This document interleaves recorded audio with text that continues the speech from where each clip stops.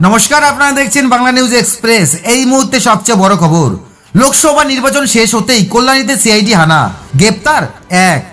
নদিয়া জেলার কল্যাণীতে গতকাল রাতে হানা দেয় সিআইডি। কল্যাণী B2/20 নম্বর বাড়িতে অভিযান চালায় সিআইডির আধিকারিকেরা।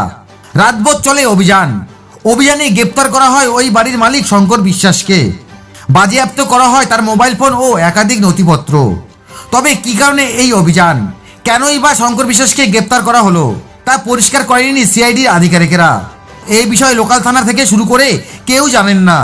স্থানীয় সূত্রে জানা যায়, সাম্প্রতিক সময়ে কল্যাণী B2/20 নম্বর বাড়িটি কিনেছিলেন শঙ্কর বিশ্বাস নামে ওই ব্যক্তি। তিনি সিজিও কমপ্লেক্সে কর্মরত ছিলেন বলে জানতে পারেন স্থানীয়রা। দুই সন্তান ও স্ত্রীকে নিয়ে এই বাড়িতেই বসবাস করতেন তিনি। যতদূর জানা যায়, সেভাবে প্রতিবেশীদের সঙ্গে কথা বলতেন না তারা। গতকাল রাতে তার বাড়িতে সিআইডি হানা, রাতভর চলে অভিযান এবং শঙ্কর বিশ্বাসকে সিআইডি গ্রেপ্তার করে নিয়ে যান বলে সকালে জানতে পারেন প্রতিবেশীরা। তার বাড়িতে থাকা ছোট্ট দুই সন্তান এবং তার স্ত্রী এই বিষয়ে সংবাদ মাধ্যমের মুখোমুখি হয়ে কিছু বলতে চান না। দোতলার ওপর থেকে তিনি পরিষ্কার জানান, এই বিষয়ে তিনি কাউকে কিছু বলবেন না। বাইরের কারোর সঙ্গে তিনি এই বিষয়ে কোনো আলোচনা করবেন না। নতুন নতুন খবরে আপডেট পেতে চোখ রাখুন বাংলা নিউজ এক্সপ্রেসে। সাথে থাকুন, পাশে থাকুন।